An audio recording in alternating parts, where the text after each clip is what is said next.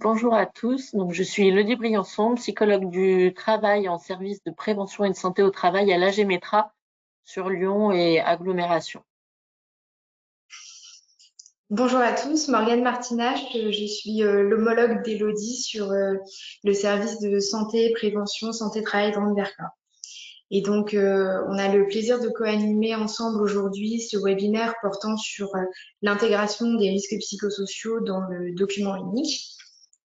Normalement, vous voyez tous bien l'écran.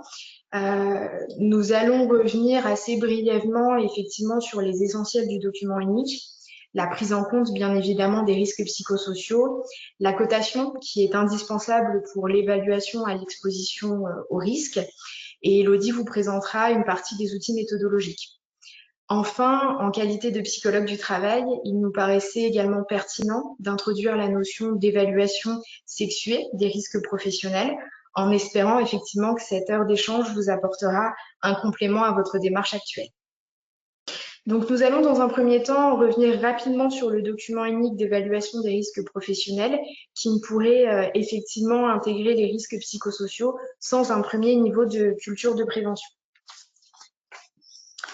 Donc, rappelons que les risques professionnels se rapportent à la notion d'atteinte de la santé et de la sécurité des travailleurs qu'il incombe à l'employeur de préserver. La démarche globale de prévention vise ainsi à réduire la survenue d'accidents et la déclaration de maladies professionnelles, tout en améliorant les conditions de travail. C'est donc un outil à la fois réglementaire et obligatoire qui tend à promouvoir la santé au travail. Il n'existe pas de base, disons, consensuelle. Cependant, le document unique doit débuter par une identification des risques sur la base des situations de travail potentiellement dangereuses ou contraignantes pour les salariés. Il s'agit ensuite d'évaluer ce risque en fonction de la notion de gravité et de fréquence d'exposition. La démarche va se poursuivre par le recensement des mesures de prévention existantes ou encore celles à mettre en place pour renforcer effectivement la démarche de prévention. Donc, cela conduit à la construction d'un plan d'action qui va prendre en compte les priorités liées à l'intensité du risque professionnel. Donc, le lancement de la démarche, et nous allons revenir sur ces différentes étapes clés, ne peut effectivement se passer de l'implication symbolique et effective de la direction qui va permettre d'impulser une dynamique essentielle. La démarche de prévention globale, finalement, qu'elle soit pour les risques professionnels ou pour les risques psychosociaux, va vraiment se dérouler de la même manière. Aussi, il nous paraissait intéressant de vous rappeler que la communication interne, les actions de sensibilisation ou encore l'annonce du rétroplanning sont autant d'éléments qui participent au démarrage de la démarche. Même si la suite va plutôt s'orienter sur l'évaluation des risques, en passant par l'analyse du travail réel et l'implication des salariés, il ne faut pas oublier qu'effectivement, le lancement de la démarche est une étape clé et partie prenante dans la prévention que vous allez mettre en place.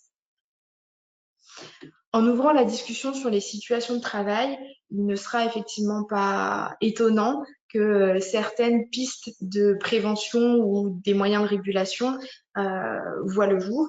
Et donc, c'est les participants qui vont effectivement construire, élaborer une première partie du plan d'action.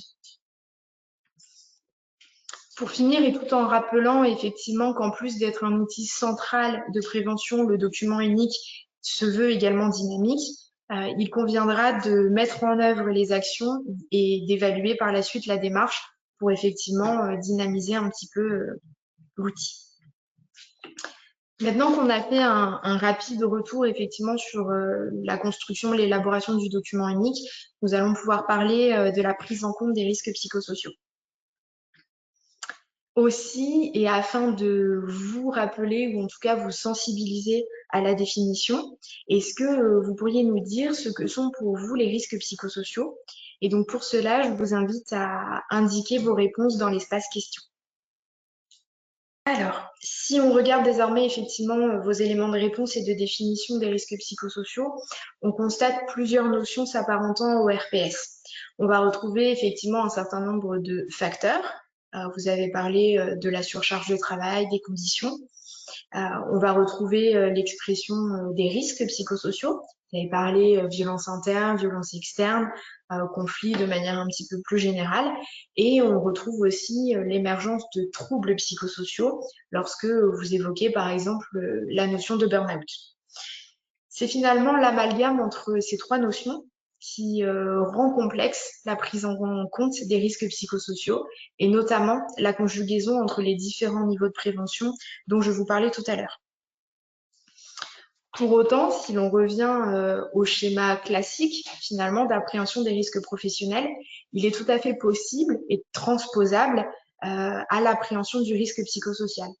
Ce qu'on retrouve en termes de danger, de risque et de dommages dans le risque de chute de hauteur, le risque électrique, le risque chimique, vous allez le retrouver de la même manière sur la partie risque psychosocial. Le danger va ainsi s'apparenter à la notion de contrainte organisationnelle, qui, avec une exposition effectivement à ces différentes contraintes organisationnelles, peut faire émerger un risque psychosocial qui lui-même va conduire à un dommage qui, bien souvent, va s'apparenter cette fois-ci à la notion de trouble psychosocial. Ainsi, la prise en compte des risques psychosociaux passe par la compréhension de ces trois notions. La contrainte organisationnelle à travers la notion de facteur, les trois risques psychosociaux qu'on va voir juste après, et effectivement la notion de trouble. Le dénominateur commun à ces trois notions-là reste effectivement l'aspect psychosocial.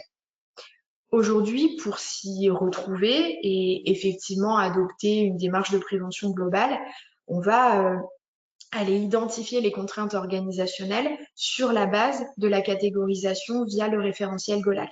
Ça nous permet ainsi de catégoriser le retour des collaborateurs et des unités de travail pour définir ensemble ce qu'on va appeler un langage commun.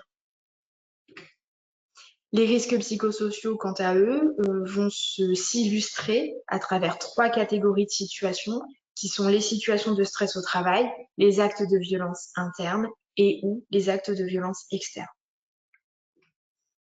Et on va ainsi voir apparaître, en cas d'exposition répétée prolongée à ces risques psychosociaux, le développement possible d'un trouble psychosocial qui, cette fois-ci, relève de l'état de santé des salariés et se base sur un diagnostic médical. À travers la décomposition finalement de ces trois notions qui s'apparentent bien souvent à l'aspect risque psychosocial, on voit aussi se définir en filigrane les trois niveaux de prévention que vous devez effectivement connaître, qui sont la prévention primaire, secondaire et tertiaire. Et donc ces trois niveaux de prévention vont faire appel à trois formes d'outils, ou en tout cas d'analyses différentes, pour lesquelles l'intégration dans le document unique va relever de la prévention primaire et de l'observation effectivement des contraintes organisationnelles.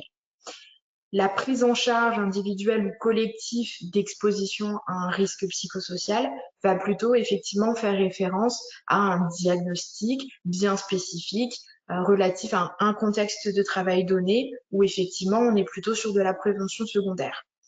Pour finir, lorsque, soit mal informés, soit mal outillés, les employeurs se projettent plutôt sur la partie gestion du trouble psychosocial, c'est là que finalement il existe une confusion, puisque cette démarche-là appartient bien aux salariés qui effectivement a été exposé et aux professionnels de santé qui peuvent l'accompagner dans cette démarche. Et parce que, effectivement, l'appréhension des risques psychosociaux hérite du flou entre facteurs de risque et troubles, on retrouve bien souvent une approche très, voire trop anxiogène, négative et individualisée.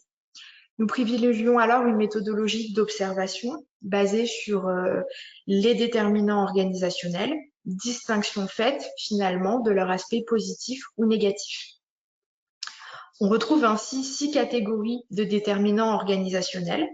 Et lorsque on porte son attention, par exemple, sur la question des rapports sociaux au travail, on va retrouver des situations de régulation, comme l'entraide, le soutien hiérarchique, mais également des situations qui peuvent potentialiser un risque psychosocial, comme par exemple l'instauration d'un climat de compétition. Cette observation, qui est neutre, factuelle, permet de mettre en avant effectivement les facteurs de régulation à protéger ou à développer, ainsi que les facteurs de risque, liées au travail réel pour dégager derrière des actions de prévention cohérentes et objectives. Pour illustrer la notion de contrainte organisationnelle, nous avons repris le schéma du PRST2 qui remet en évidence les 6 déterminants organisationnels à travers des situations de travail réel. Ce sont ainsi autant de verbatim qu'un collaborateur ou qu'une unité de travail pourrait exprimer en prévention primaire et donc finalement les moyens de prévention ou de maîtrise déployés par l'employeur permettraient une régulation à l'exposition aux risques psychosociaux.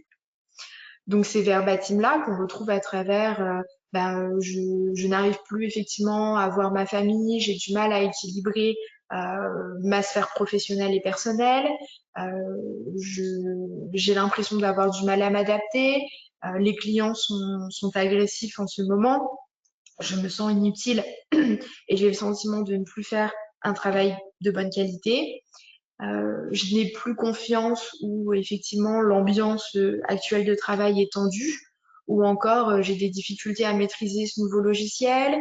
Je m'interroge sur le fait de pouvoir tenir ce poste qui est effectivement physiquement contraignant jusqu'à la retraite. Ce sont autant de situations qui peuvent arriver effectivement en première intention aux personnes qui sont en charge de la prévention des risques classiques et que nous, on va accompagner dans la catégorisation de ces différents déterminants organisationnels pour que vous puissiez au mieux mettre en place votre démarche de prévention. Merci Morgane. Donc du coup, moi je vais vous présenter un petit peu comment se passe la cotation en prévention des risques professionnels. On a l'impression que vu qu'on parle de vécu au travail, ça va se passer d'une manière un petit peu différente que pour les autres risques professionnels. On va voir que finalement, c'est un petit peu la même logique quand même. Qu'est-ce qu'on va regarder finalement? On va faire une estimation de l'impact des situations à risque psychosociaux et ça va nous permettre de répondre à plusieurs questions. Déjà, est-ce que cette situation engendre des conséquences importantes ou non? Alors effectivement, on va regarder sa récurrence. J'ai vu dans l'onglet questions, on nous posait la question sur les situations de violence, pourquoi il faudrait que ce soit quelque chose de prolongé pour être classifié comme RPS.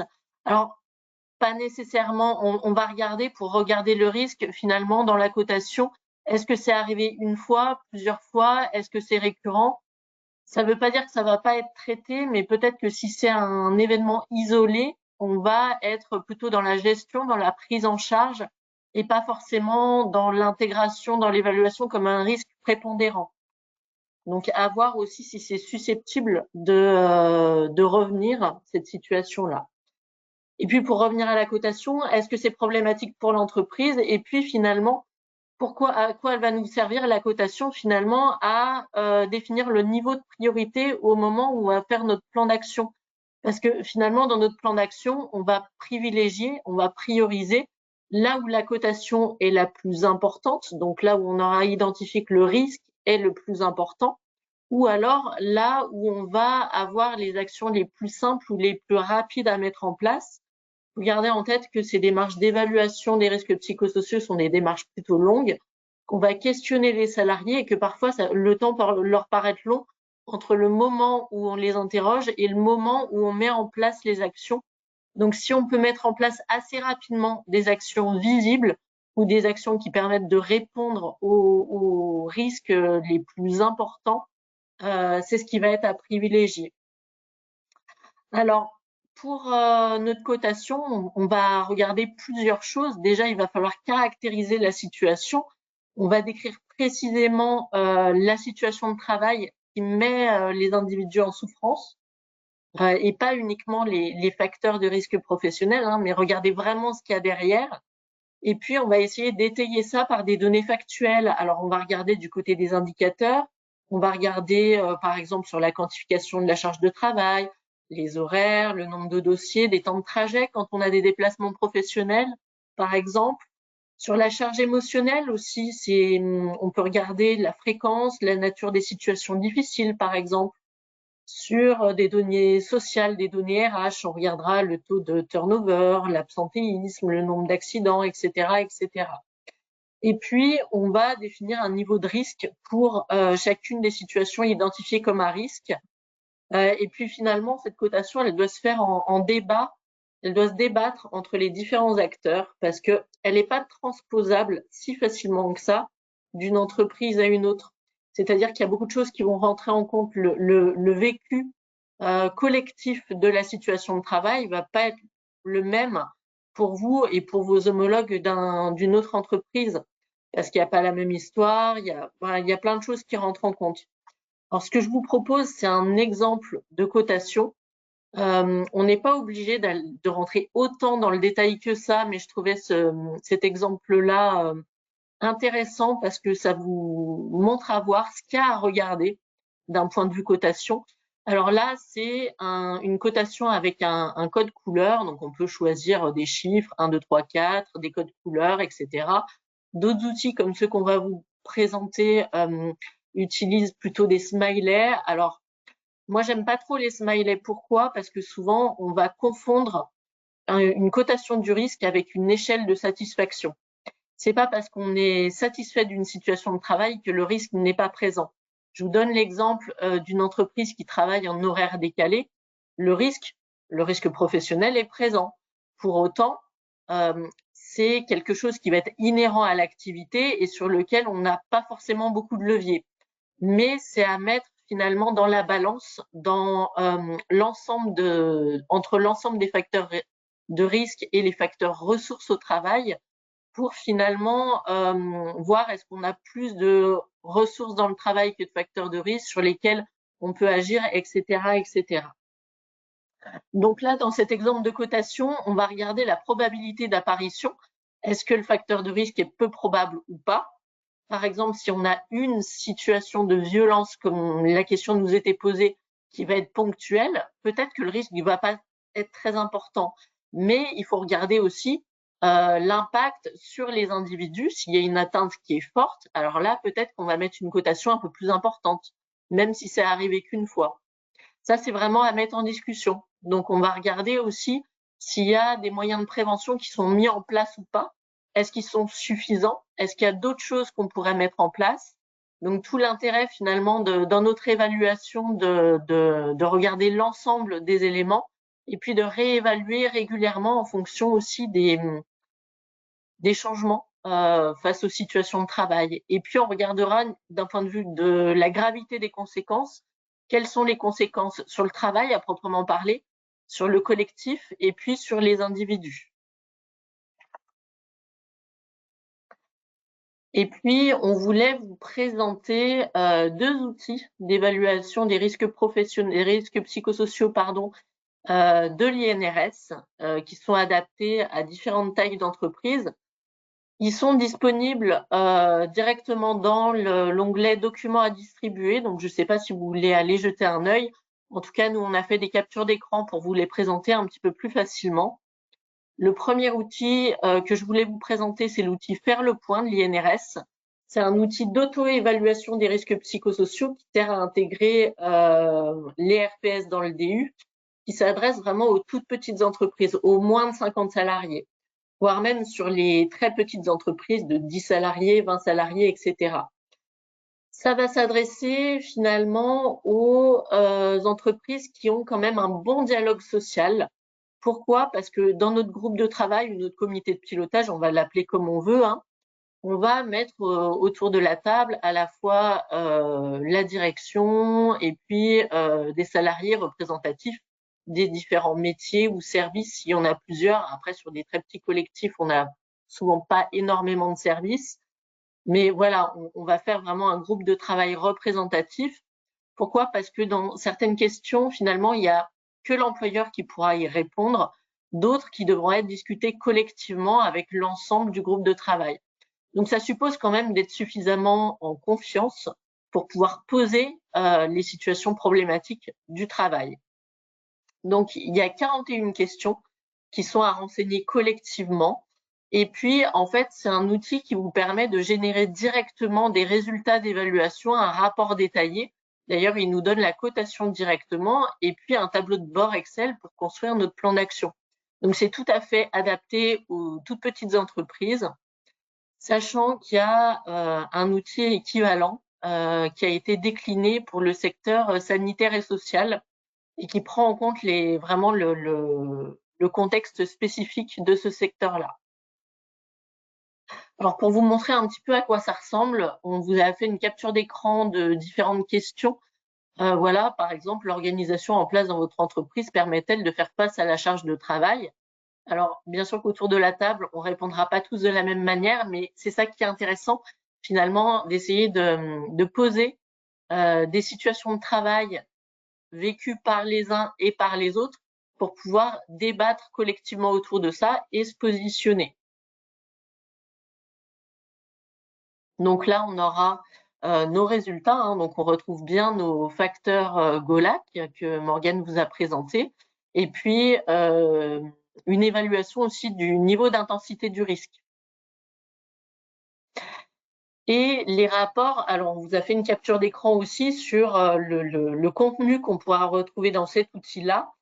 Ça vous permet finalement d'avoir dans le rapport un certain nombre d'explications sur chacun des facteurs de risque qui vous permet finalement de faire l'évaluation en toute autonomie dans votre entreprise et qui vous permet de savoir précisément aussi de quoi on parle et puis qui vous donne des pistes d'action. Comment on peut agir sur ces différents facteurs de RPS.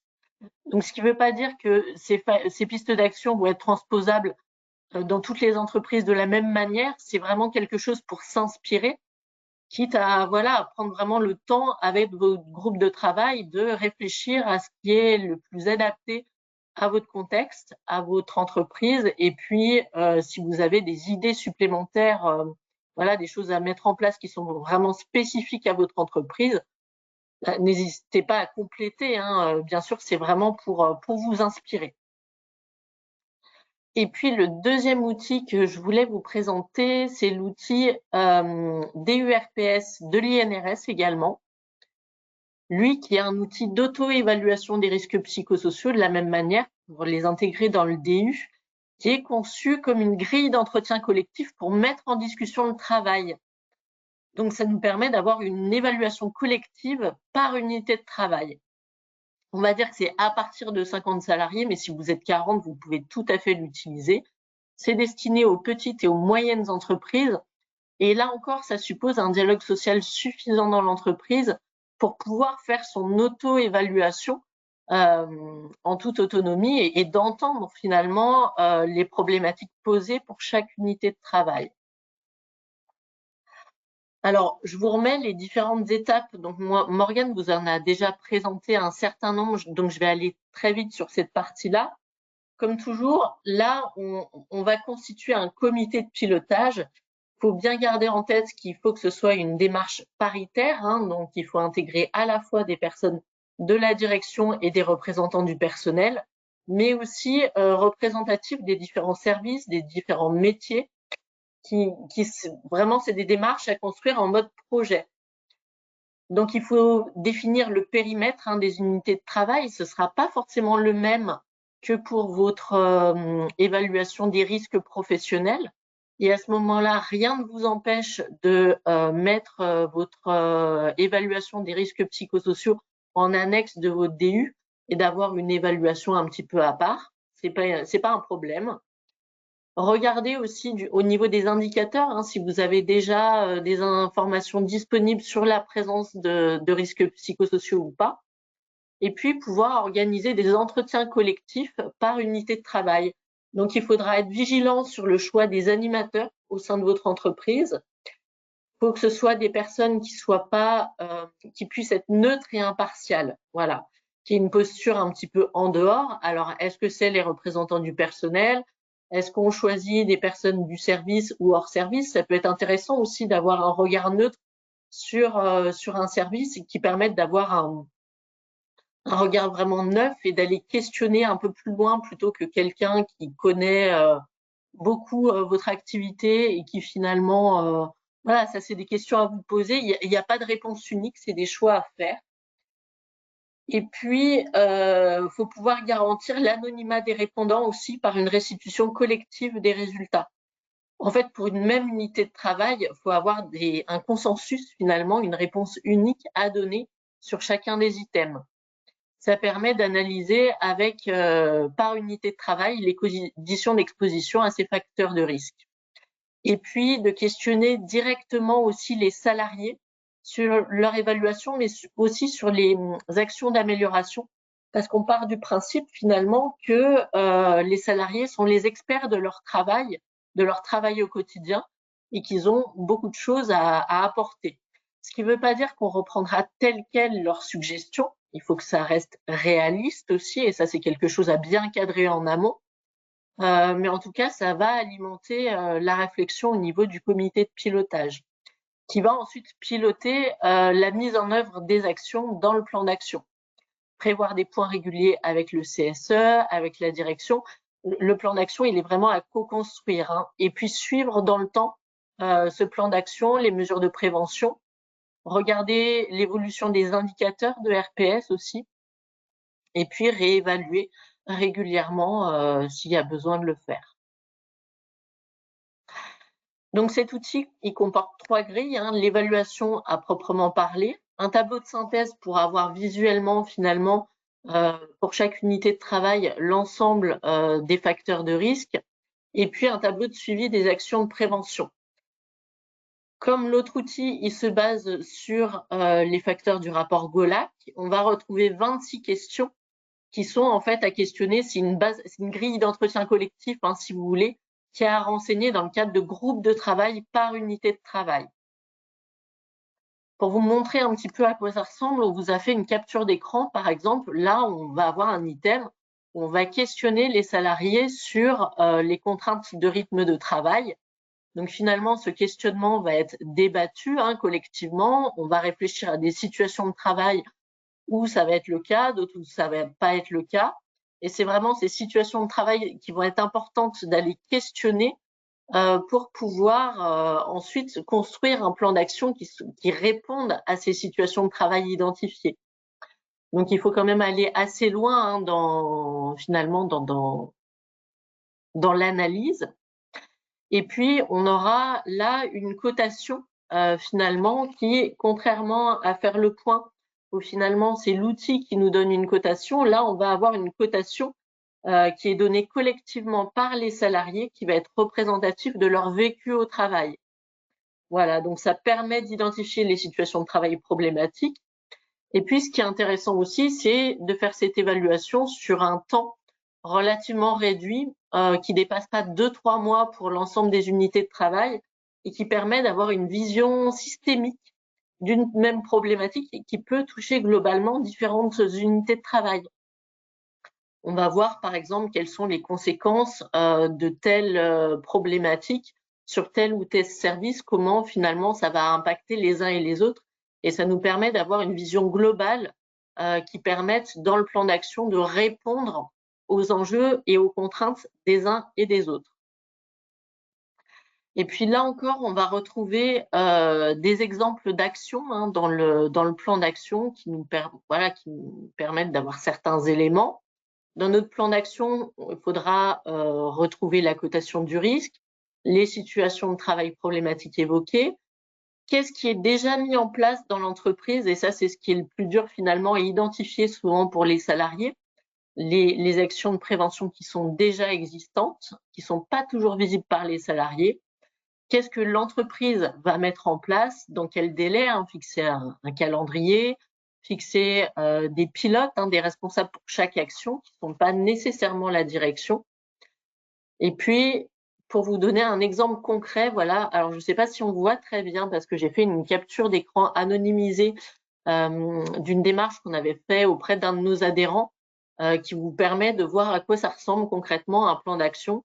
Là, par exemple, il y a des actions qui vont toucher à la fois la communication entre les services, les retours d'expérience, la planification, voilà, beaucoup de choses. Et puis, d'un point de vue management aussi, la gestion des objectifs, etc., etc.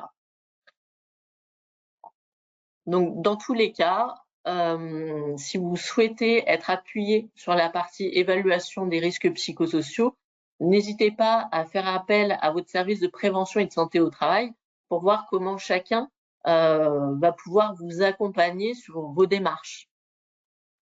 Voilà. Et puis, on voulait faire une introduction à ce qui est évaluation sexuée dans le travail. Alors, on ne va pas rentrer dans le détail de comment on doit le faire, parce que finalement, l'ANACT, l'Agence nationale d'amélioration des conditions de travail, pardon, va publier bientôt une note méthodologique pour à destination des préventeurs. Donc, s'il y en a parmi vous, pour vous permettre voilà d'appréhender un petit peu différemment cette évaluation sexuée. Pour autant, on a choisi de faire une introduction à ces enjeux-là, aux enjeux, et puis qu'est-ce qu'il y a à regarder finalement. Donc on s'appuie vraiment sur les travaux de l'ANACT, on les remercie. Déjà, quels vont être les enjeux de cette évaluation sexuée? Déjà, c'est une obligation depuis 2014 d'avoir une évaluation des risques professionnels qui soit différenciée dans le document unique. Pour autant, assez peu d'entreprises le font parce que jusque-là, on ne savait pas exactement comment s'y prendre. Et puis, il y a d'autres enjeux, en fait, pour regarder d'un point de vue sexué chez les hommes et chez les femmes, quels vont être les risques professionnels. Déjà, d'un point de vue impact sur la santé, on remarque, quand on analyse les chiffres, qu'il y a une augmentation des accidents de travail chez les femmes et une diminution chez les hommes. Et puis, il y a une augmentation des arrêts maladie pour tous, hommes et femmes, mais qui va être 2 fois plus importante pour les femmes. Donc, on se rend compte finalement que les chiffres sont très défavorables à la santé des femmes.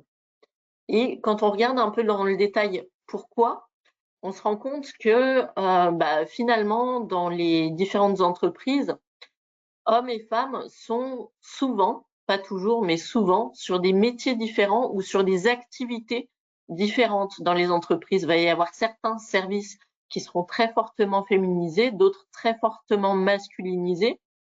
Et puis, pour les services où on va avoir une bonne mixité, alors ce qu'on entend par mixité, ça va être une proportion de 40-60% ou 35-65.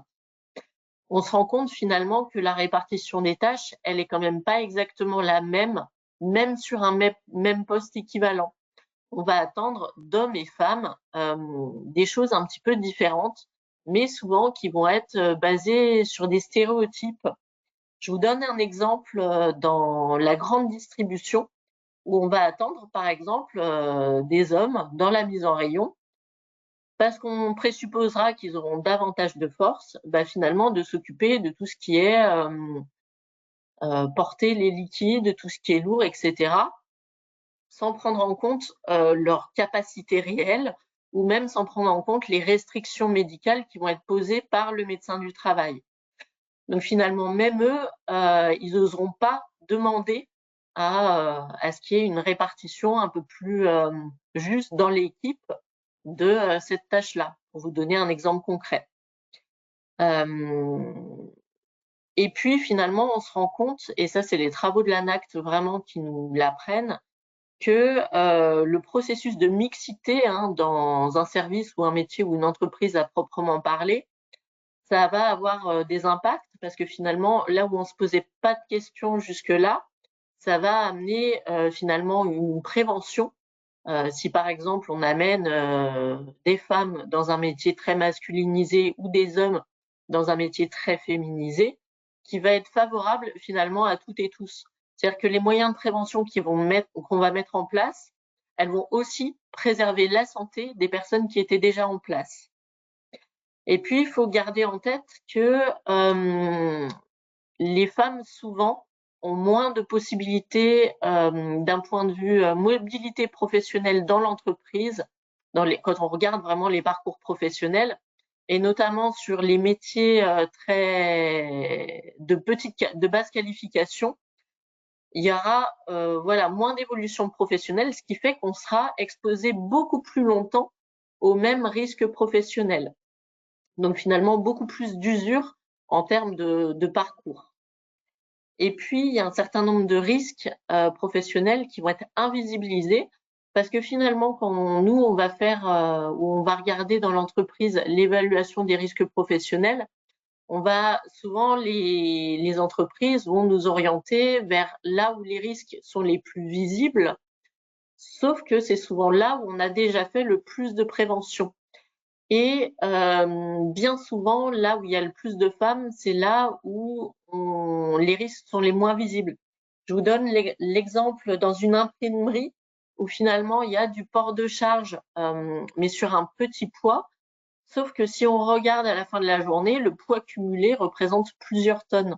Donc là où on se disait il n'y a pas vraiment de port de charge, bah en fait, si, il y a un port de charge avec un impact sur la santé qui peut être important. Et puis, il faut garder en tête aussi qu'il y a quand même des différences physiologiques entre hommes et femmes, et puis que les études souvent sont basées sur la corpulence moyenne des hommes, tout comme l'adaptation des matériels et des outils. Ça veut dire que pour la plupart des femmes, le matériel et les outils ne seront pas adaptés à la physiologie, à la physionomie. Donc ça va exclure la majorité des femmes et tous les hommes qui vont être de physionomie différente, très petits ou très grands par exemple. Donc l'idée c'est de se poser la question d'un point de vue adaptation du matériel ou des EPI, de finalement avoir quelque chose qui soit adaptable aux physionomies des uns et des autres. Et puis il y a aussi sur une moindre prévention, on a parlé de l'invisibilisation des risques. Je vous ai donné l'exemple du port de charge. Bien souvent, on va retrouver dans les métiers qui ont le moins d'autonomie au travail, souvent beaucoup de femmes. Donc des métiers où on sera moins à responsabilité, où on aura moins ce levier-là à activer. Et puis, statistiquement, tout ce qui est violence sexiste et sexuelle au travail, touche majoritairement les femmes. Et quand ça touche les hommes, c'est souvent moins pris en compte, moins entendu. Voilà un petit peu pour poser les enjeux de pourquoi faire une évaluation sexuée. Après, pour venir alimenter un petit peu la réflexion, je vous propose des items toujours issus des travaux de l'ANACT qui vous permettent voilà, de creuser un petit peu ces questions. Alors déjà, regardez évidemment l'environnement matériel, hein, l'adaptation aux différences morphologiques, l'organisation du travail et des process, la répartition réelle ou supposée des tâches et des activités, parce que même si on demande d'un point de vue voilà travail prescrit, fiche de poste, processus, la même chose aux uns et aux autres, souvent la répartition ça se fait pas de la même manière, où il y a une appropriation du travail qui se fait aussi de façon différenciée. Regardez l'organisation et la conciliation des temps, hein, s'il y a des temps de régulation, d'expression, l'adaptation des cycles de travail, etc., etc. Les relations de travail, l'entraide possible, hein, comment ça se passe dans les collectifs, le soutien entre salariés, le soutien managérial, hein, qui permet de réguler un certain nombre de choses et qui est un facteur ressource hein, d'un point de vue santé au travail. On va regarder d'un point de vue parcours compétences, est-ce que sur les métiers identifiés comme les plus pénibles, finalement, on va les valoriser de la même manière ou d'un point de vue parcours, est-ce qu'on a les mêmes possibilités finalement offertes à toutes et tous? Des facteurs de risque aussi impactant la santé reproductive des femmes et des hommes. On pense aux situations de grossesse ou d'allaitement qui la touchent les femmes, mais aussi les risques qui impactent la fertilité, hein, notamment d'un point de vue exposition aux risques chimiques. Alors là, c'est vrai qu'aujourd'hui, on parle des risques psychosociaux, mais si on veut regarder les choses de façon un peu plus globale, ça touche tous les risques professionnels. Et puis, certains environnements de travail qui vont être plus ou moins propices à la survenue des violences sexistes et sexuelles au travail que Morgane va commencer à vous présenter. Donc effectivement, vous avez peut-être déjà entendu parler des VSST, qui sont les violences sexistes et sexuelles au travail. Et dans la définition des risques psychosociaux, on parlera d'actes de violence, parfois externes, mais aussi potentiellement internes. Dans ce cadre-là, Damien nous a ouvert un sondage. Oui, effectivement, j'ai ouvert le sondage un tout petit peu trop tôt, hein, je te prie de m'excuser. Mais effectivement, les personnes sont en train de répondre. Parfait. Donc, est-ce que vous pensez que dans leur travail, les hommes sont effectivement autant exposés que les femmes à des comportements hostiles?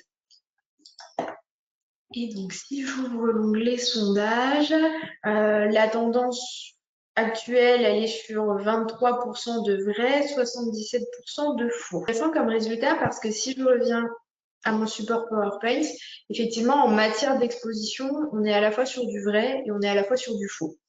Un tiers des hommes et des femmes déclarent, de manière générale, avoir effectivement subi au moins un comportement hostile au cours des 12 derniers mois. Et je m'appuie cette fois-ci, encore une fois, sur le travail qui a été réalisé par le réseau ARACT et ANACT en association avec le CIDFF, qui est le Centre d'information des droits des femmes et des familles. Donc, parmi ces statistiques déclaratives et parmi effectivement les victimes, ce comportement hostile va être lié au sexe, cette fois-ci, pour plus d'une femme sur 5 et pour moins d'un homme sur 20. J'entends que c'est toute proportion gardée sur le fait qu'on est sur de la statistique déclarative. Pour autant, les comportements hostiles à dimension sexiste vont concerner statistiquement nettement plus les femmes. Ce qui est intéressant, c'est que le retour du sondage met en évidence 70% de faux. Et effectivement, c'est des chiffres qui vont être raccord avec la déclaration qui a pu être faite par les participants au sondage.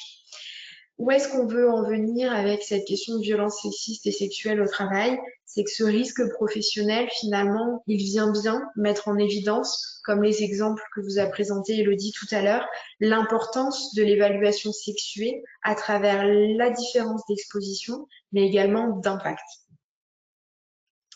Je te laisse, Damien, si tu veux lancer le deuxième sondage. Celui-ci va plutôt se focaliser sur la question du sexisme. 20% des femmes en France déclarent avoir subi des faits de harcèlement sexuel ou d'agression sexuelle au travail. Et je vous laisse alors le temps de répondre. C'est très intéressant et en le présentant à l'instant, je me dis qu'il faudrait effectivement qu'on vous transmette également le support de PowerPoint que nous avait présenté l'ANACT.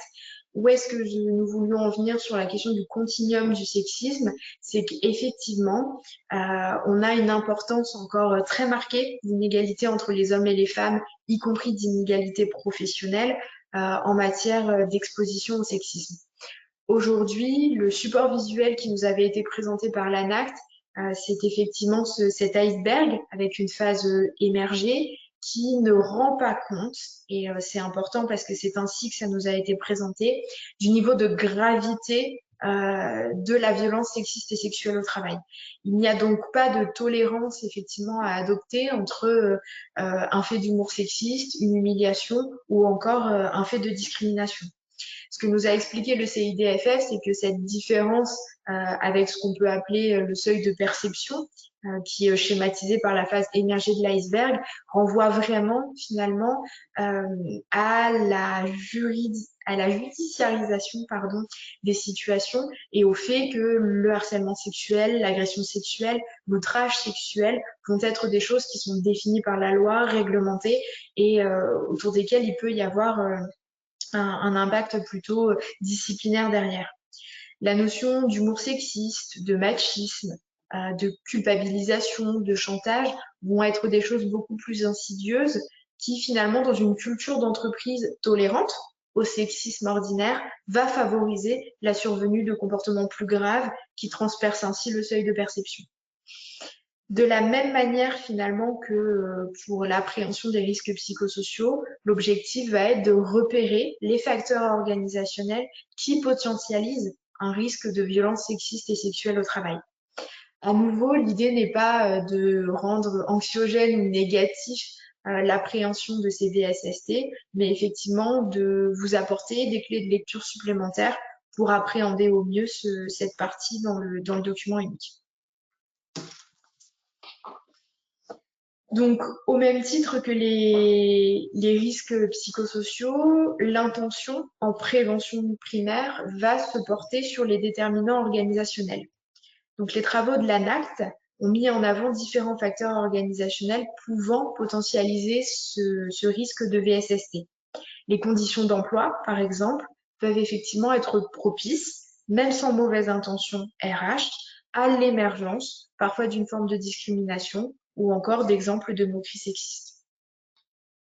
De la même manière, quand on a un faible degré de mixité ou une répartition sexuée des activités, ou alors quand on va avoir certaines activités après une dominance féminine ou masculine qui vont être dévalorisées, en fait, ça entraîne un rapport de domination, un rapport de force qui peut être un petit peu le terreau finalement de ces violences sexistes et sexuelles au travail.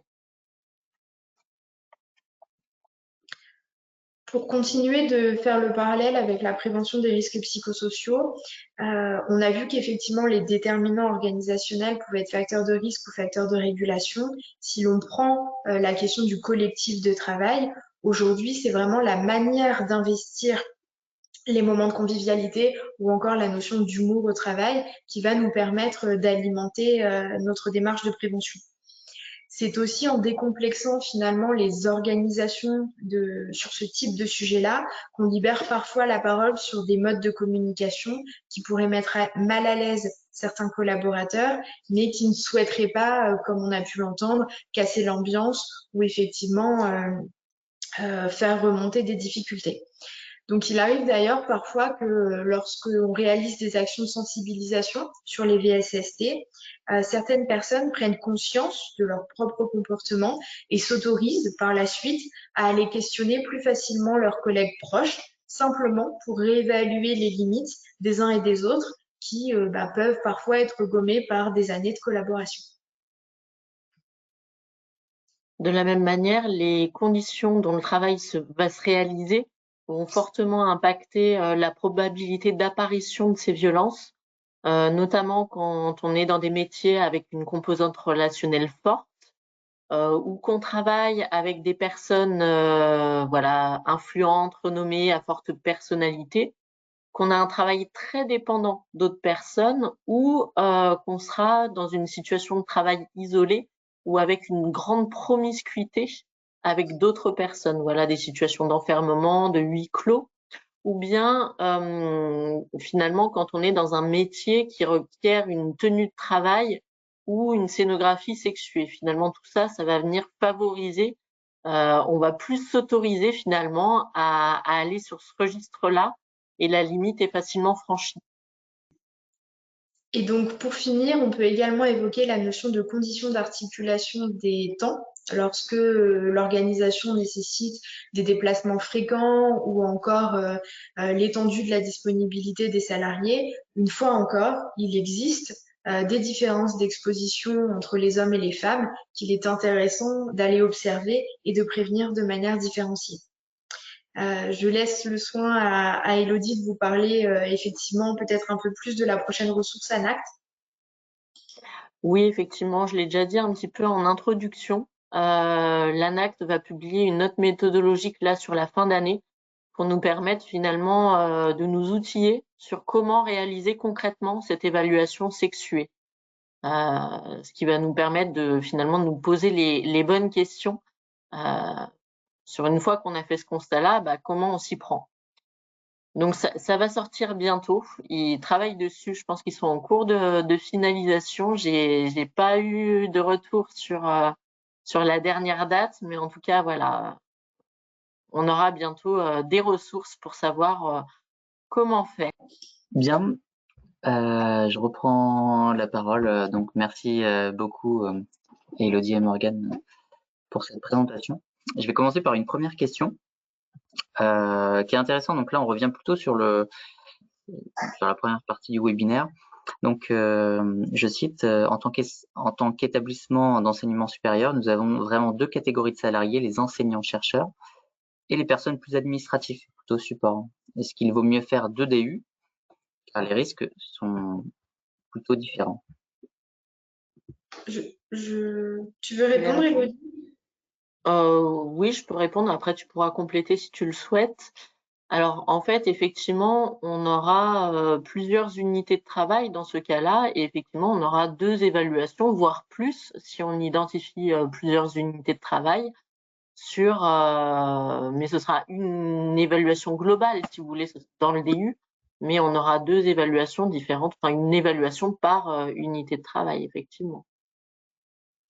Et donc, pour compléter, nous, dans notre atelier d'accompagnement à l'élaboration du DU, effectivement, on va distinguer une approche plutôt soit géographique, quand on a des établissements qui sont basés sur des sites différents, soit une approche service, quand on peut retrouver, si je prends le cas des SPSTI, la fonction support, la fonction pôle médical et la fonction pôle technique. Et après, ce que nous, on va privilégier, c'est effectivement une approche par métier, qui va permettre une exposition un petit peu plus homogène à tous les risques professionnels en fonction de l'activité qui est réalisée au quotidien. Je ne sais pas si ça répond à la question. Je pense que c'est très clair, effectivement. Chaque service est exposé à des situations différentes et effectivement, nous les distinguons dans ce qu'on appelle des unités de travail, comme vous l'avez souligné. Je reprends une question. On parle souvent de surcharge de travail, mais est-il également abordé l'inverse, à savoir le manque d'activité au travail, la sensation d'être inutile et déclencher une sous-estime de soi et de ses capacités également? Je pense que la surcharge de travail peut, en termes de prévention primaire, s'apparenter au déterminant organisationnel d'intensité et du temps de travail, qui peut effectivement, de manière prolongée, répétée, entraîner un syndrome d'épuisement professionnel. Là, on est vraiment sur le passage entre le facteur de risque et le trouble psychosocial. L'inverse qui a été évoqué là sur la partie qualité, rapport, on va dire, aux valeurs et effectivement travail inutile, qualité empêchée, on va être sur la même décomposition de ce déterminant organisationnel avec une exposition répétée prolongée peut entraîner en termes de troubles psychosociaux un impact sur l'estime de soi. Mais oui, on peut tout à fait avoir ce qu'on appelle un bore-out. Voilà, un impact sur la santé lié à finalement cette sous-charge d'activité, ce sentiment d'inutilité. Donc on aura, quand on reprend les items de Golac, à la fois l'intensité, la complexité du travail, mais quand on parle d'intensité, complexité, c'est autant la surcharge que la sous-charge. Et puis tout ce qui est sens du travail, conflit de valeurs, etc., qui peut effectivement impacter durablement l'estime de soi et avoir jusqu'à un vécu de placardisation. Alors là, je prends une question. Donc, bonjour, nous sommes un groupe automobile. L'appréciation sexuée des risques est intéressante. Comment faut-il faire concrètement sur le DU? Est-ce qu'il faut 2 DU ou dans le même, mais en séparant l'évaluation hommes et femmes? Je vous remercie pour votre réponse. Plutôt sur la méthodo et structure. Oui, sur la méthodo. Alors, c'est vrai que nous, dans le webinaire, ça se voulait uniquement une introduction au sujet et aux enjeux autour de ce sujet-là. Après, ce qu'on peut commencer à déjà donner comme élément, c'est de se dire d'avoir une seule et même évaluation où on va regarder, en fait, par unité de travail, combien il y a d'hommes, combien il y a de femmes, sur quel poste sont-ils, quels sont finalement les indicateurs de santé liés à ça. Et là, déjà, ça peut nous donner un certain nombre de renseignements qui permet d'avoir une évaluation sexuée. Avez-vous un avis sur les personnes formées au premier secours en santé mentale? Considérez-vous leur présence en entreprise comme un critère de prévention de cotation DU? Tu veux répondre ou j'y réponds? Je peux répondre. Hein. Il y a 2 questions en une, donc je suis en train de regarder. Mais vas-y, je te laisse répondre. Alors pour nous, la formation premier secours en santé mentale, c'est une action. Ça peut être une des actions du plan de prévention qui va être intéressante à mettre en œuvre au milieu d'autres choses. C'est-à-dire que si on forme des personnes, il faut aussi pouvoir réfléchir au niveau de l'entreprise comment sont traités, organisés, identifier les différentes situations individuelles remontées. Qu'est-ce qu'on en fait ensuite? mais effectivement, ça peut être une des actions de prévention qui sera dans le plan de prévention. Alors, sur la partie cotation du DU, vu qu'on va regarder ce qui est existant comme comme moyen de prévention, oui, ça peut venir jouer. Après, il faut vraiment se poser la question, est-ce que ces personnes qu'on a formées, elles sont toutes seules, isolées, à gérer ces entretiens-là, ou est-ce qu'il y a derrière vraiment une organisation qui permette de discuter collectivement et d'analyser collectivement ces situations remontées? Et je rajouterais également que enfin, j'ai plutôt envie de vous inviter à réfléchir à la transposition avec les premiers secours, les premiers secours tout court en fait. Est-ce qu'aujourd'hui, parce que vous avez des sauveteurs secouristes du travail au sein de votre organisation, vous avez le sentiment de pouvoir réévaluer l'intensité du risque lié à la coupure, etc. Donc, pour moi, c'est le même parallèle. Effectivement, c'est un moyen de régulation. Après, est-ce que ça peut être un moyen de maîtrise à proprement parler? J'émets effectivement des réserves. Par contre, plus les personnes seront sensibilisées, formées à cette notion de premier secours en santé mentale, et plus effectivement la prise en charge en cas d'exposition sera effective et pertinente. Peut-être qu'on se situe un peu à l'interface entre la prévention primaire et surtout la prévention secondaire quand il y a eu exposition. Une question nous est parvenue. Que pensez-vous des cellules harcèlement mises en place dans certaines entreprises? Alors effectivement, il y a une obligation de former des référents harcèlement sexuel, harcèlement moral en entreprise. Après, quand on parle de cellules harcèlement, ça dépend ce qu'on met derrière tout ça. Est-ce que finalement c'est le cumul des référents harcèlement qu'on a dans l'entreprise, ou est-ce qu'on a vraiment finalement structuré notre organisation d'une réponse à des problématiques individuelles ou collectives, hein, parce qu'on peut être sur des situations collectives quand on parle de harcèlement également. Est-ce qu'on a structuré ça et est-ce qu'on va venir apporter un traitement de la situation qui va être collectif? Le risque, en fait, avec les référents harcèlement en entreprise, c'est que finalement, tout repose sur leurs épaules et qu'ils soient assez isolés dans la gestion de ces situations-là, sans avoir forcément de levier derrière organisationnel, parce qu'après il faut mettre dans la boucle les RH, la ligne managériale, enfin voilà, il y a tout un ensemble d'acteurs à mettre en lien pour traiter une situation, pour accompagner une personne qui a ce vécu de harcèlement moral. Quand je dis vécu, voilà, parce que c'est pas le rôle de l'entreprise de dire c'est du harcèlement moral ou ça n'en est pas, hein, ça c'est le rôle de la justice. Mais pour autant, il faut quand même pouvoir analyser et accompagner ces situations, qu'elles soient individuelles ou collectives. Puis il faut garder en tête que il y a quand même un certain nombre d'organisations qui favorisent aussi l'apparition de ces situations de harcèlement. Donc avoir une cellule ou une structuration interne pour permettre de traiter de ces situations, c'est aussi faire passer le message que c'est quelque chose qui n'est pas acceptable dans notre entreprise. Oui, je suis tout à fait d'accord avec toi, Elodie, et je rajouterais d'ailleurs que peu importe la voie d'entrée qu'on va prendre, que ce soit la prévention primaire ou la prévention secondaire, de mettre en place des choses, à partir du moment où on libère la parole du collectif, ça peut effectivement potentiellement faire émerger des situations de conflit, des situations pouvant aller jusqu'à des contextes de harcèlement.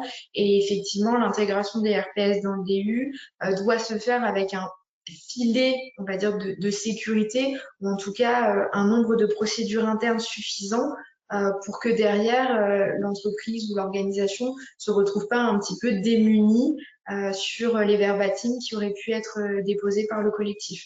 Donc ça, c'est important. Nous, on accompagne aussi les CSE, justement, qui sont souvent les primo-écoutants de ces situations-là, pour que les 3 niveaux de prévention puissent vraiment se conjuguer au mieux.